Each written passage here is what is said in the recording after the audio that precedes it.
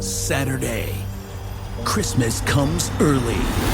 Unbelievable! Welcome to this incredible scene. Bills. To the end zone! Chargers. It's a touchdown! An exclusive NFL game. That's fantastic! Live in primetime. Wow! Only on Peacock. With a Christmas gift to their fans. They're having some fun now. Bills versus Chargers. Saturday, 7:30 Eastern. Exclusively on Peacock. This episode is brought to you by Columbia Sportswear. It's snowing again, and that wind chill is killer. But you're not worried about that because you shop the Omni Heat Infinity Collection. It's warmth perfected with tiny gold dots that reflect your body heat inside and protect you from the cold outside. No snow or chilly temps can stop you now. Go out anyway. Shop the Omni Heat Infinity Collection now at Columbia.com/infinity. Introducing Royal Caribbean's newest ship, Icon of the Seas, the ultimate family vacation. The ultimate 6 slides, 8 neighborhoods, 0 compromise vacation. The ultimate never done that, can't wait to do it vacation. The ultimate chillin' by a different pool every day of the week vacation. This is the Icon of Vacations. Icon of the Seas, arriving in 2024. Book today. Come seek the Royal Caribbean. Ships Registry, Bahamas. This episode is brought to you by State Farm. From your morning podcast to your afternoon playlist, State Farm knows you personalize your entire day, and that's why State Farm helps you personalize your insurance with the State Farm Personal Price Plan. It offers coverage options that help protect what you care about most at an affordable price just for you. Like a good neighbor, State Farm is there. Prices vary by state. Options selected by customer. Availability and eligibility may vary.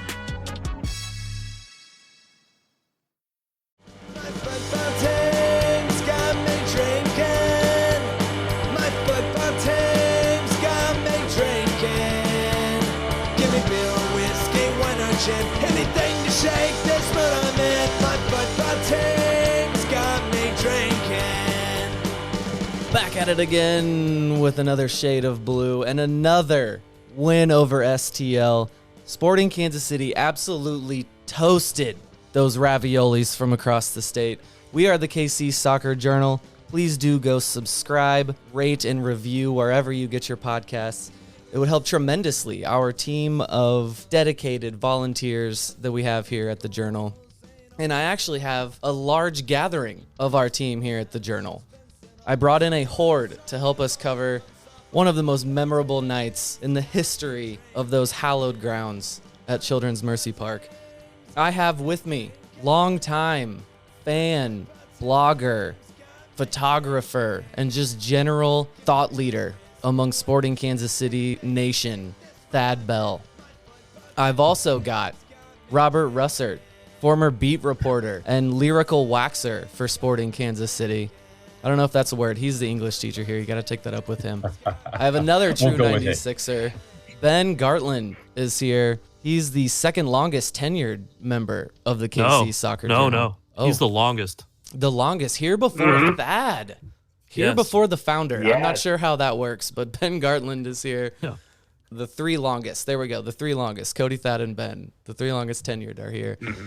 And I also have joining us that crazy fan from the broadcast that the cameras love. Nathan Jowers is here with us. Bit of a wild card. I don't know how this is going to go.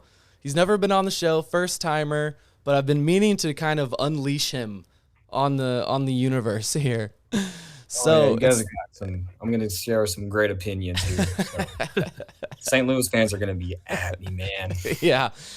Okay, so maybe he's going to replace David for this podcast, who was sick and could not join us. But let's dive into the game. Thad, that atmosphere last night, it was like the good old days. Fire marshal capacity, 21,650, the 5th time in stadium history. Man, I noticed it on the exit coming into the stadium, just that I actually had to wait at that exit to get in. I was like, oh, we are so back. But Thad, were you in front of the St. Louis fans at some point? I was in front of the St. Louis fans for most of the entire time. I was in St. Louis too, and it was very enjoyable there because I got to hear them whine and complain. I didn't get to hear it as much here. They still remained loud. I mean, they had some diehard people going, but South Stand was giving them crap the entire time. I appreciate that. And Lots of photographers showed up for the big games that aren't there on a regular day, and I screw them. Screw them. They get You're in my there. way. You're there for every game and have always been since '96. I know you're feeling. If there was ever, I always for years have been trying to get Thad tingly about this team, and that was spine tingly last night. Very memorable. I was in the Cauldron for it. I brought some casual fans who did not want to get there at 2 p.m. like the thousands of other people that did in the Cauldron. So I didn't have a good spot. We were up behind it on the mezzanine. But it was a great view.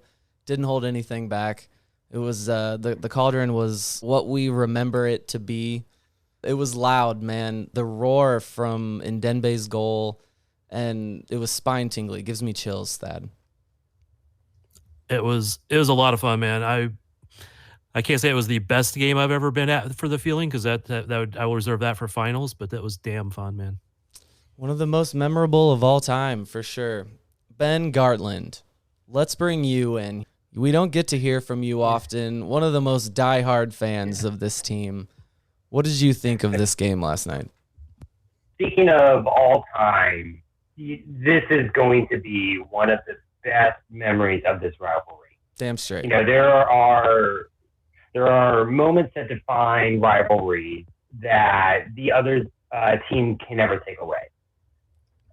Whatever the Yankees' success, the Red Sox are always going to have that 2004 ALCS being the only team to come back 3-0. Mizzou's always going to have that win over Kansas 2007, Austin the chance to go to the Big 12 championship. UNC is always going to be the team that ended Coach K's career in the Final Four. And Sporting Kansas City is always going to be able to brag to St. Louis that, oh yeah, you had that really good expansion season, best expansion team, whatever. How did it end again? Oh yeah, we waxed your ass. Wax that ass. So, he's a listener. No matter what happens, Sporting Kansas City always be able to hold that over St. Louis, and I am just elated. Yeah, it erased that first drubbings they gave us, because you can talk about that all you want as a St. Louis fan, but everybody knows how it ended. And Ben, we're really just gonna have to push through Ben's audio issues. He's coming to us from another dimension. He's in Chicago, so it actually makes sense that he kind of sounds like that, but it works, and I'm very happy he's here. Robert, we got to hear from you, my man. Well, I was in D.C. for the game, so I'm like, okay, there's got to be a pub around that'll show the game, right? It's D.C. Of course they would, right? So I called the local pub in Crystal City, Virginia. Are you guys going to show the game? They're like, yeah, we can do that for you. So I get there, and this place is like 3 tiers, 3 levels. I know where this is TVs going. everywhere at each level, and like, okay, are they really going to show the game? Because it's all football guys, right? Football on every screen, and like, okay, is this really going to happen? I get up to the 3rd level, and there's a St. Louis fan sitting there. Oh no! We go over and talk to him. He invites us to the table. And, me and the girlfriend walk away, and she's like, well, do you want to go watch the game over there with that table? I'm like, no. No he didn't give me way. He gave me a bad attitude. I didn't like his attitude right away. So, no, we're not going to go over and sit with him. And the whole game, he was just sitting there, just stone-faced, not smiling at all. And I loved it. That is a very good, unique experience. But the game was only on Apple. I thought that story was going to where they were like, oh yeah, sure, we can put a sports game on that someone is requesting, and then that they didn't have access to Apple TV. I did see that complaint among some fans. We can talk a little bit about that later, the access to this game. But Nathan, I don't know where you were at exactly on the Fire Vermes and our dark days and all of that, but long season. I was on Fire Vermes. Yeah, you were frustrated. I know you were. So where are you at right now? How are you feeling after this sweep of St. Louis? Dude, Vermes is a freaking genius all of a sudden. Oh, yes. There we go. I don't know if you remember in 2018, I think he subbed in, I think it was Diego Rubio against RSL. And Diego Rubio just out of the blue scores that goal and ties up the game. I remember it. Man, it just kind of felt like that. He's pushing all the right buttons right now, and it's just so good to see right now, especially against Saint Turd Balls over there. That's some eating of crow or whatever the hell that bird is that David said last week. I don't know what that was. But that's good. He's not afraid. There you go. Good job. Good recall there, Thad. Ortolan. Yeah, and at some point, I'm pretty sure my parents were about to kick me out of their house because I think after Ndembe's goal, I said some poor choice of words at St. Louis, and because my sister lives there, I think I called them toasted ravioli pigeon shit eaters or something like that. I don't know where pigeon came from, but it makes sense for some reaon. I don't know if they have more pigeons there, but it makes dirty sense. bird for a dirty city. That's the ravioli stuffing. You didn't know that? Oh no! Oh no! That's true. So this was a complete team win last night. Nathan, you mentioned some subs and some tactical beauty from Vermes. Everyone, I can't think of one person on the field that didn't contribute. Both goals were team goals. Both goals had nutmegs, by the way. Incredible. The build-up on both goals was absolutely beautiful. All the subs made an impact. Roger, with new facial hair, got in there, broke up a play, got a yellow card. Everything you want from Roger Espinoza. Eric Tommy got in there. He had a big tackle and stole the ball, took it the other way. Castellanos even came in after Rosero and had at least one good clearance in the box.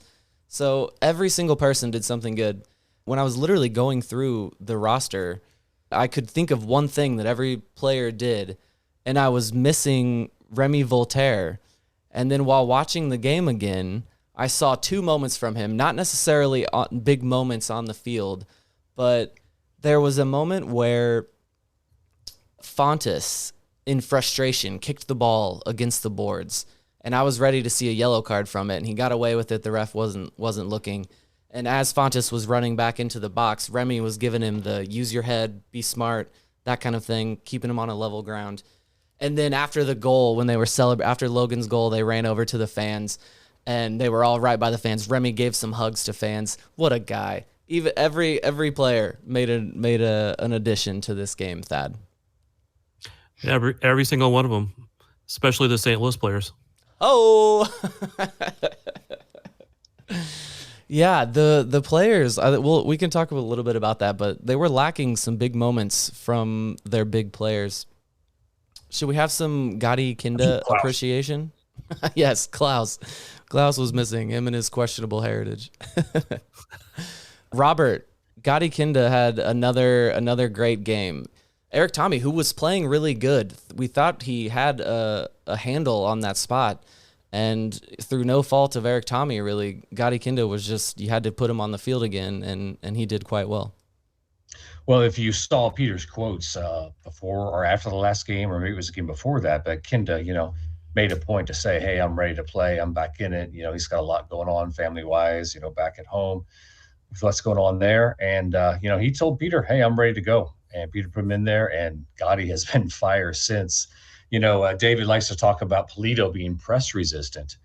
Well, I'll tell you what, Gadi Kinda is press resistant, and he's also just so good at keeping the ball in tight spaces. And then, of course, the nutmeg over to Shallowy. A lot of people wouldn't have passed that ball to Shallowy. They would take it themselves. Right. But he was smart enough to see that and play the ball to Daniel. So, yeah, Kinda's just been on fire. A little fortunate on that nutmeg. And I think, let's see, what was that guy's name? The right back, Akil Watts, had a howler of a game. Got nutmegged on that play and was getting destroyed by Logan and Shallowy and Russell all night long over in that corner. Well, he's also the one that kept Gotti on side, too. So right. Yeah, 2 mistakes in that same play. And then at the end of that, Shallowy really made sure to put that on frame. Jeez. Oh, come on. Made sure to put it on frame. He hit it into Berkey and gave him a chance to save it. I know. It's like most people would go with the right foot there. I don't know. It worked out. I get it. But most people go with the right foot and put it, elsewhere. Oh, my goodness. It went in. It went in. Yes, it did. Nothing else matters. I hear the tears. There's been plenty that he's put in like other places and they were saved. So this time, man, I'm not complaining. Yeah. He didn't put it over the net. He didn't put it just wide. He didn't hit a cameraman behind the boards. It went in the net. And it's even better. It's even better that it went off Berkey, man, because it could give him an assist. Yeah, I would say for all the insane saves that Berkey's had against Sporting this year, to be able to literally put one in off of him, it's great. And seeing him smash the ground afterwards. Somebody asked Shallowy because like, oh, you're really tearing up St. Louis this year. And he's like, no. He goes, Berkey had my number all the way up until the previous game. Berkey's is an incredible player for St. Louis. I'll give him that, but it was nice to finally just put the ball into the back of the net finally against that dude. Well, they saw the floodgates open the game before. Logan is the one that started all of this.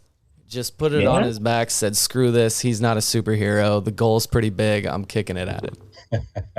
The Belgian Roberto Carlos. Bobby Carlos. Right. Bobby Carlos.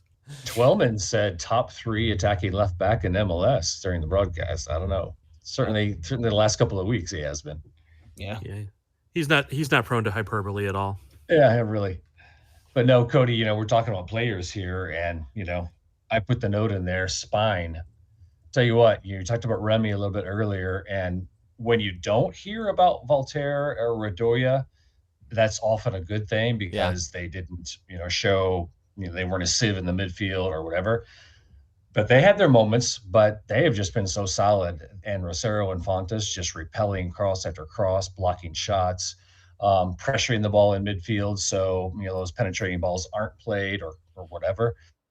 The spine has just been, solid and tingling in that matter. So I don't know if Fad is tingling at that point regarding the spine, but perhaps he is. That I never got an answer on that. Would you feel a little bit of tingles when the players were walking out and the fireworks are going off? You felt a little tingly, right, my man?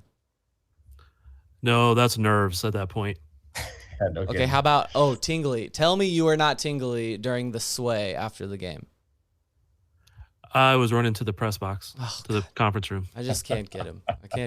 I promise he's really happy about this win, though.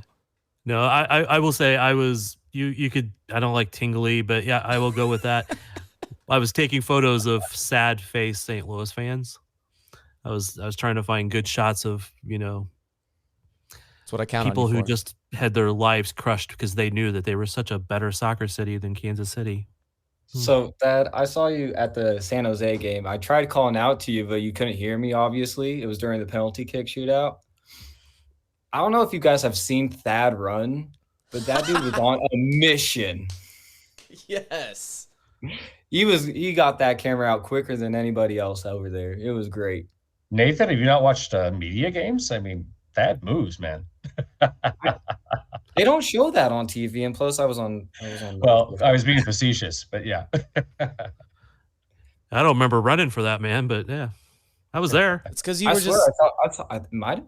No, he was running. He's just in the zone. He's a true professional. He doesn't even remember. He just blacked out. He gets the shot what he needs to because he's a true professional.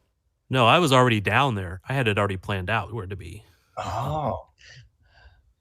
So I must have worked smarter, not harder. This episode is brought to you by Google Pixel, the official fan phone of the NBA and WNBA.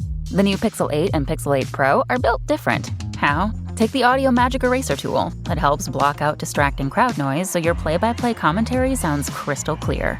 The only phone engineered by Google brings out the audio you care about so your videos sound as crisp as they look. Learn more at googlestore.com/pixelnba. Audio Magic Eraser requires Google Photos app. May not work on all audio elements. Apple Gift Card is a practical gift that unlocks a world of entertainment and fun. You can send it via email or give a physical card to your loved ones.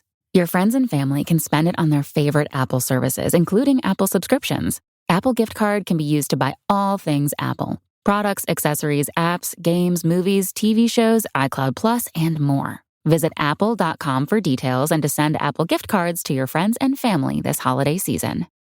Okay, let's talk about the actual game. Let's recap the match a little bit here. We mentioned a second ago that they were lacking their big players. They were kind of absent. Leuven was actively hurting them with some terrible, terrible free kicks. Klaus was doing what he does. Adeniran was subbed off at the half.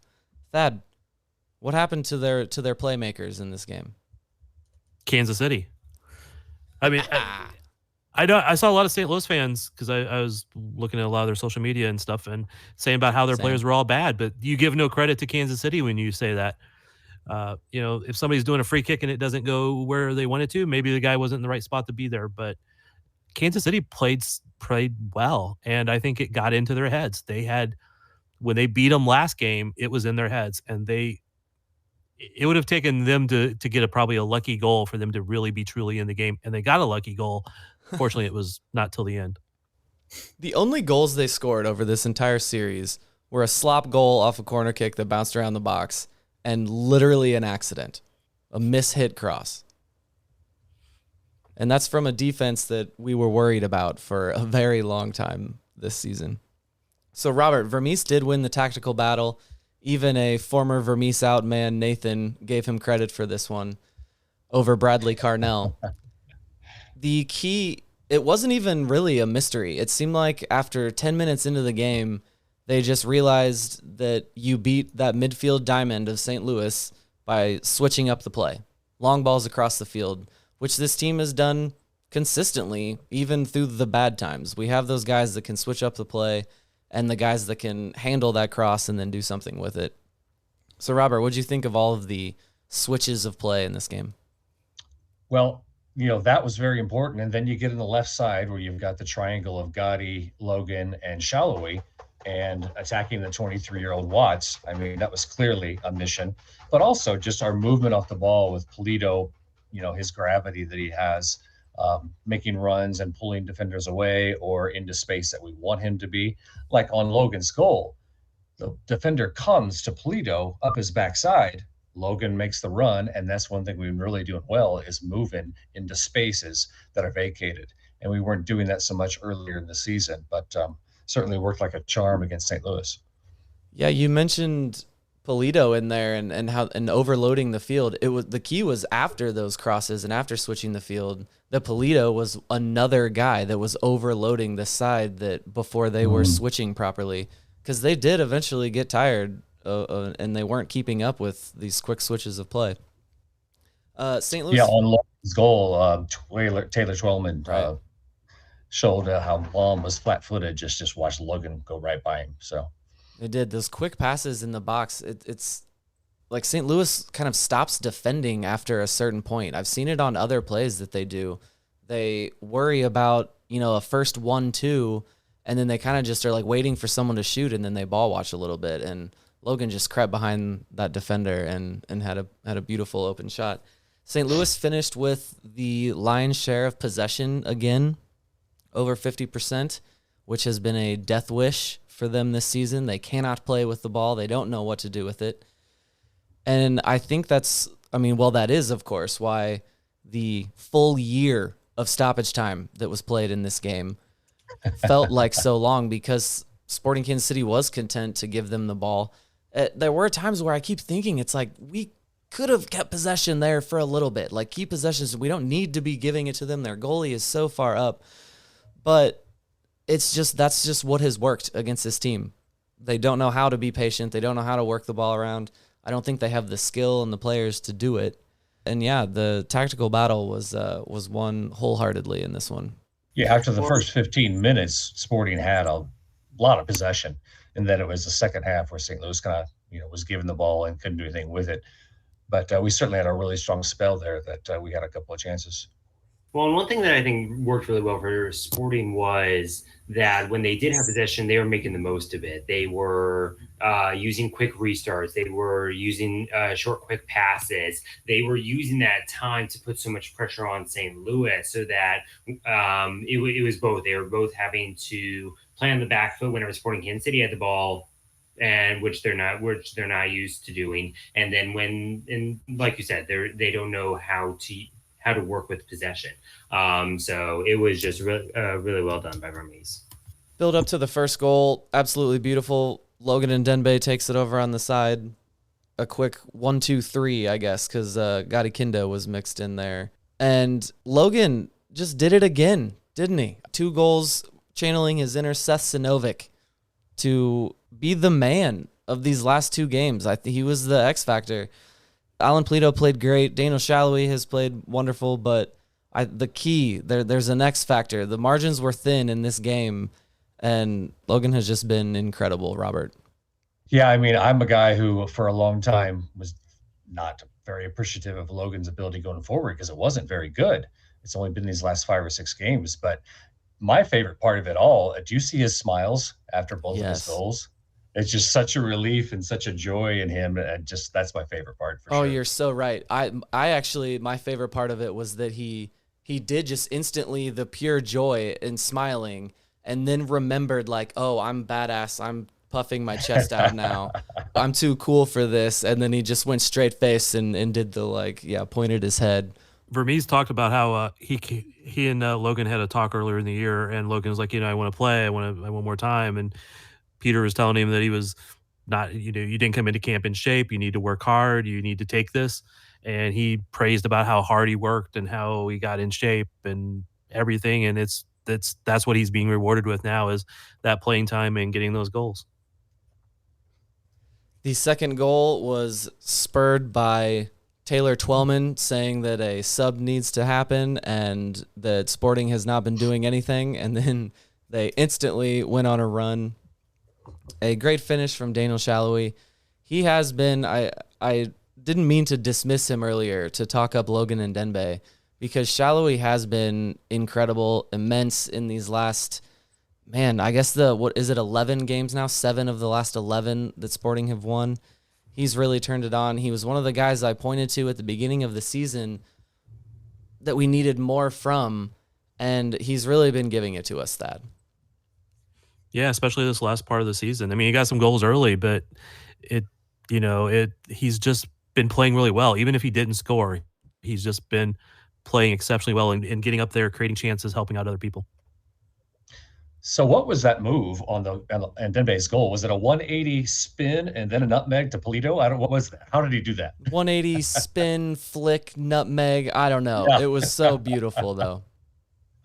That is Daniel's 5th game winner this season. Mike Kuhn had this stat that is the 3rd season with Sporting Kansas City that he has scored 5 match winners in that season. That is absolutely insane. Showtime. And the only one to do that. And the only one to do that, because of course that's an insane stat. And he's not even a striker. He's a forward. Yeah. Showtime Shallowy. He's only 27? 27, is that right? Is that what Shallowy is? Yes, he is. He's going to be up on that wall someday. That's crazy. One of these days.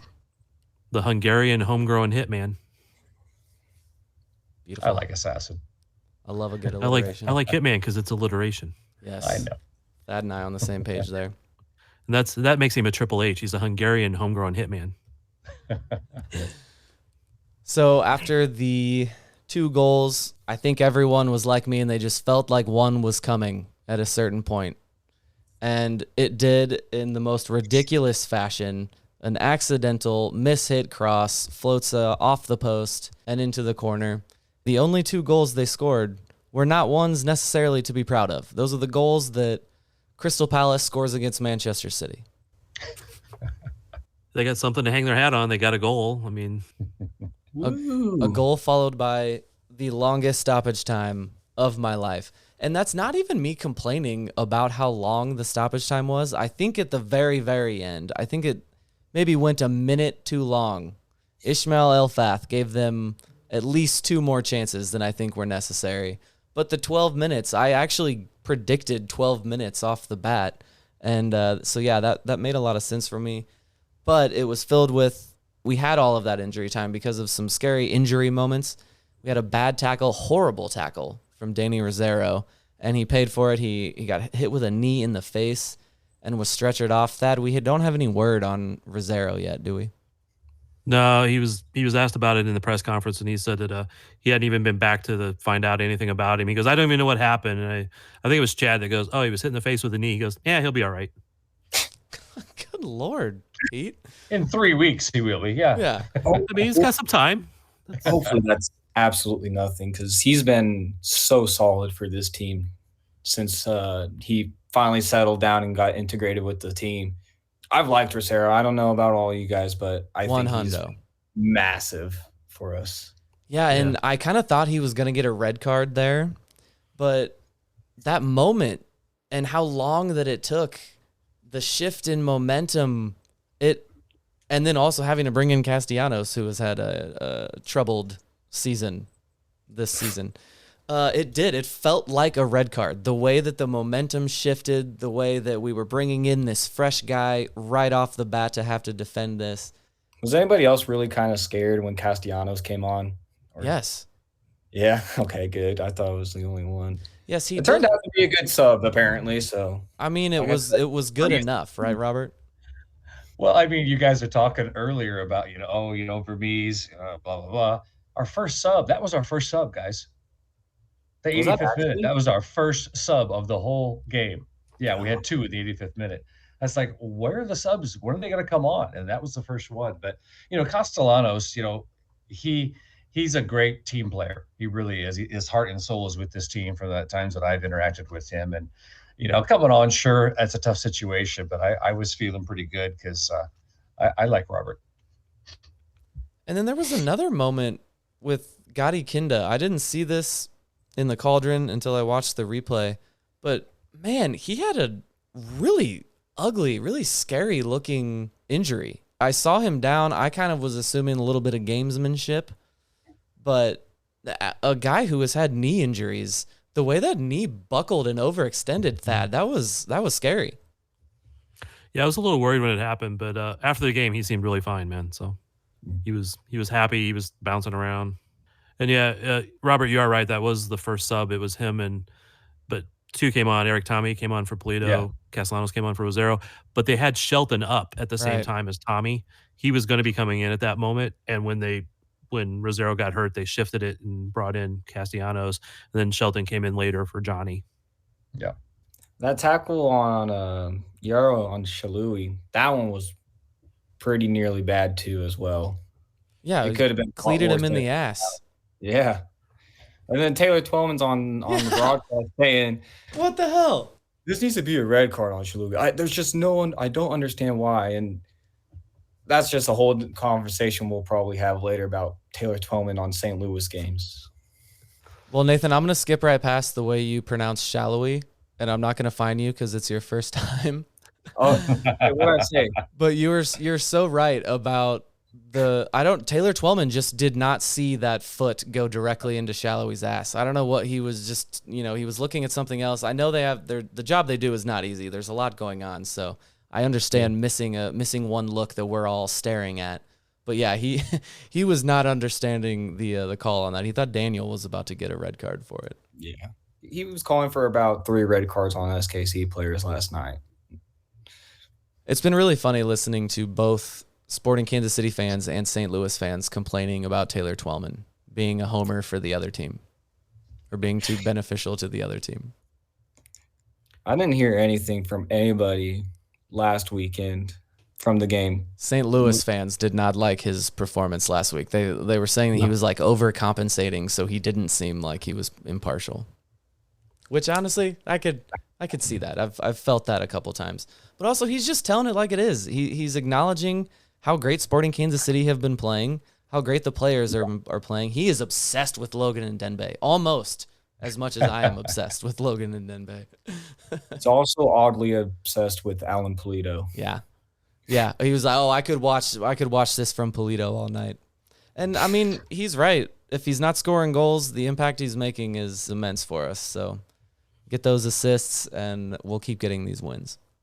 The holidays are a time to feel and create joy. And what could be more joyous than the look on her face as she unwraps a stunning new jewelry piece from Blue Nile? How about getting 50% off your purchase? Blue Nile offers premium quality, priced below traditional retail. Their online experts are available 24/7 to answer any questions and make sure you've picked the perfect gift. For a limited time, you can get 50% off at BlueNile.com. That's 50% off at BlueNile.com.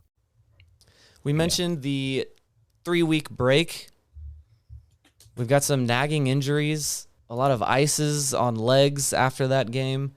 Rosero, we don't have any word on him. Hopefully we'll get something like that this week.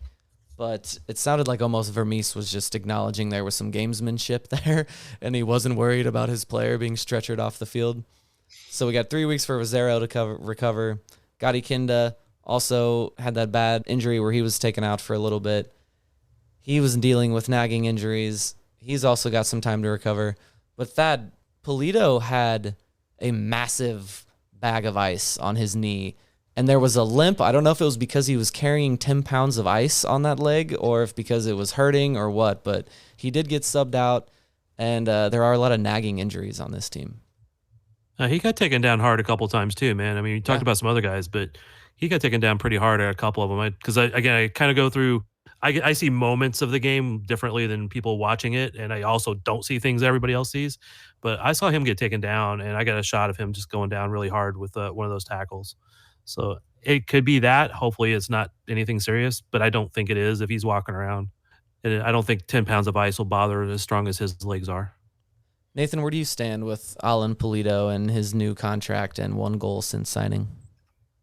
I think it's a little too long, but it's fair. He's earned it. He's come back and scored what is it? 15 goals? 15 goals since he's came back. 14, 15, something like that.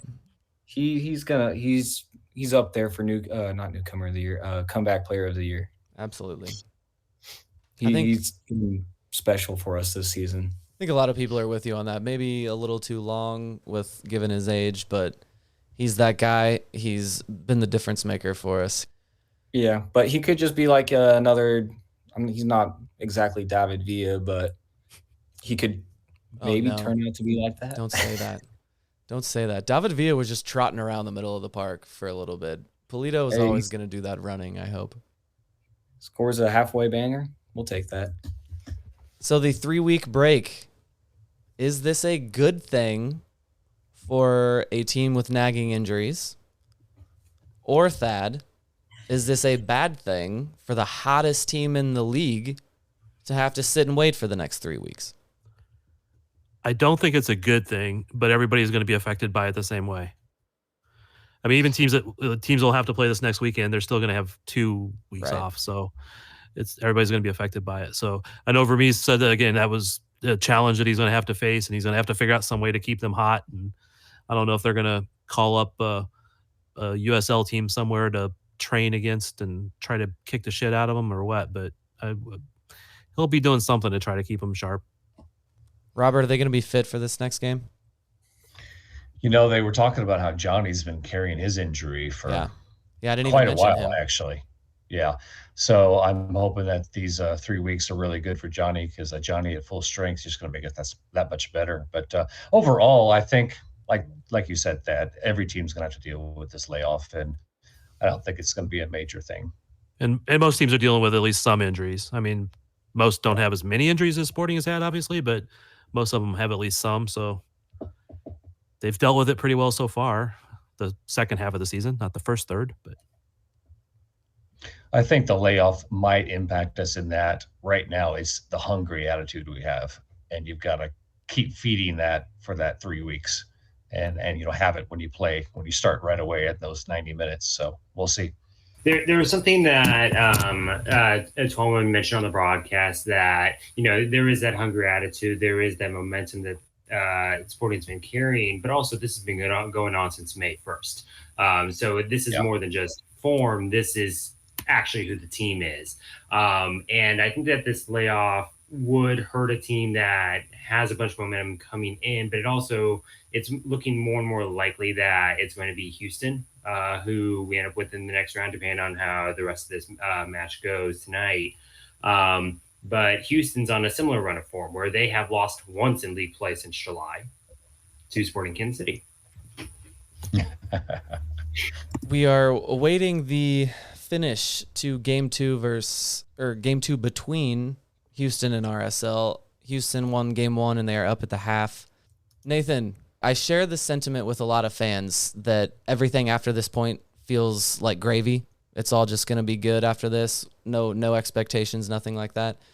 No, there's really nothing that everybody should be really proud of this team right now. This team's been just phenomenal. Like Robert's been saying, what Ben been saying. Everybody's been saying it since May 1st. I haven't said that out loud. I am proud of this team. I'm You proud need of to them. say it more, Cody. We Be should. damn proud of everybody on this team, especially Tim Melia. That dude is ageless all of a sudden. I really think that everybody should be really proud of this team. I still think there should be some decent changes to the starting 11, in my opinion. Preferably a In the replacement off for- season, you mean? Or yeah, in the off season. Right. Once we win the MLS Cup, of course. Of course. But we do need probably another solid center back. We need more backup wingers because, in my opinion, Marinos is not it. Oh yeah, Jean-Yves has disappeared, hasn't he? He has. He was decent last season, but I don't know what happened this year.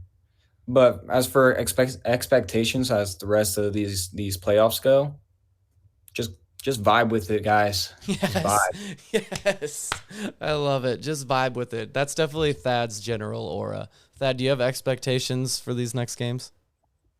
Yeah, I want at least one more round, man. One more round. I want them to go down to Houston. I want them to beat Houston. If it ends up being Salt Lake, I want them to go to fucking Salt Lake and beat them because I still consider those guys rivals too. Yeah, Even though it's not either way, we're hearkening back to just classic MLS postseason rivalries. Yeah, man. I harbor old grudges, man. There's people I've Same. hated for 40 freaking years, man. I don't like Houston. I don't like RSL.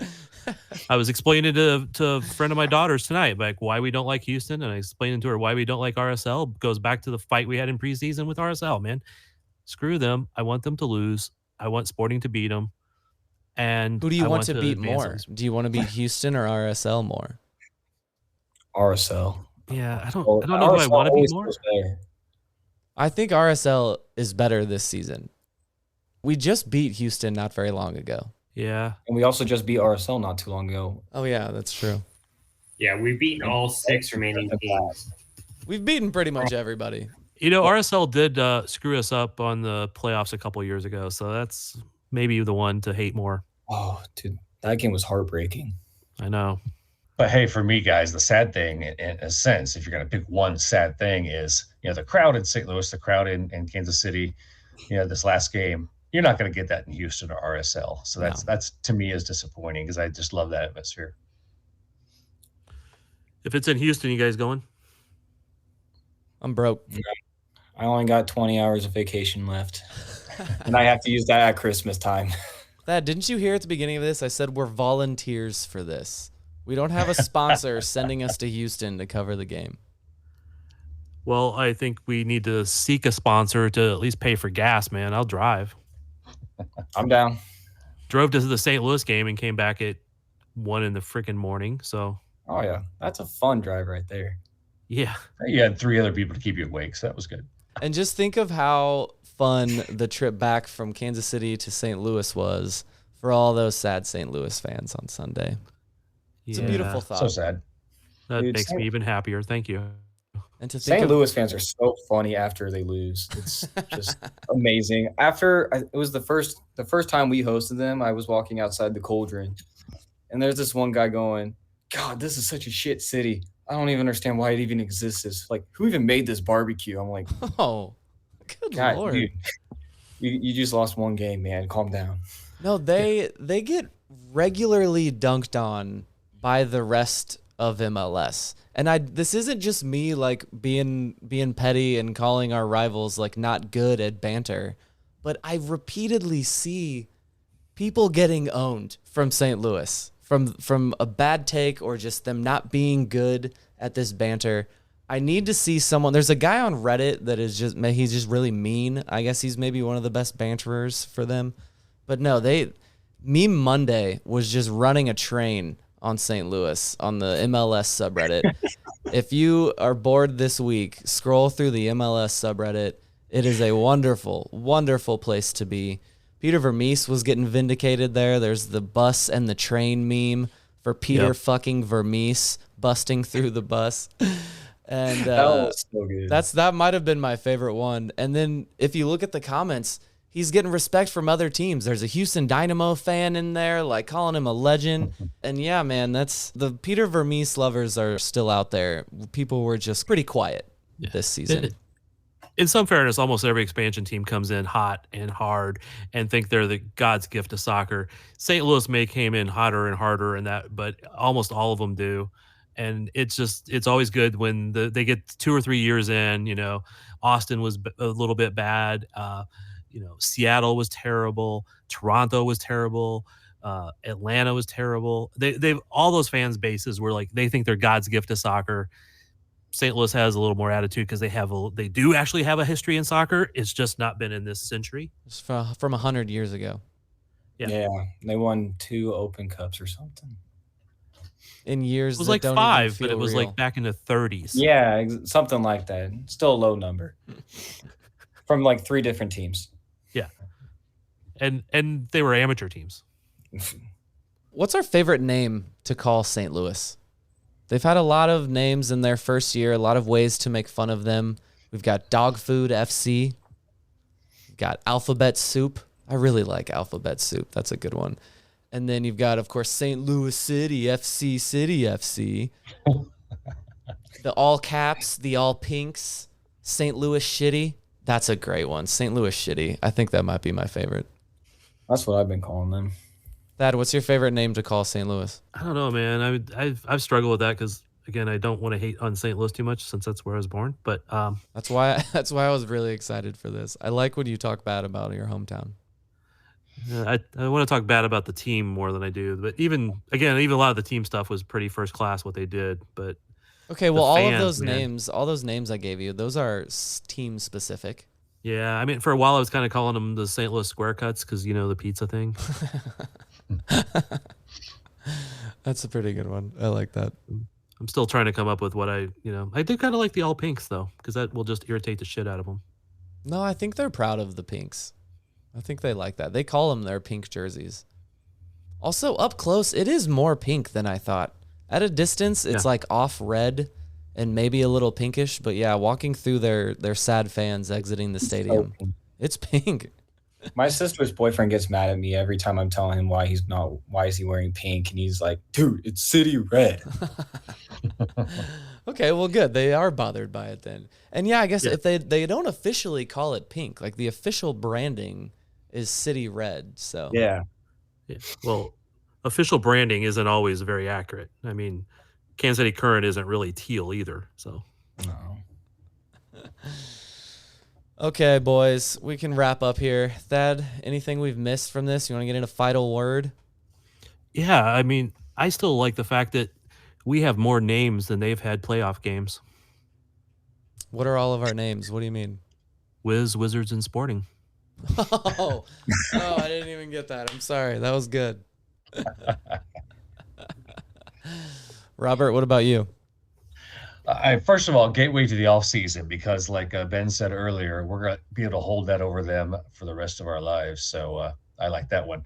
But, I just like the fact that Sporting is just everybody on the team is fighting, from the front forwards, front line to the back to Melia.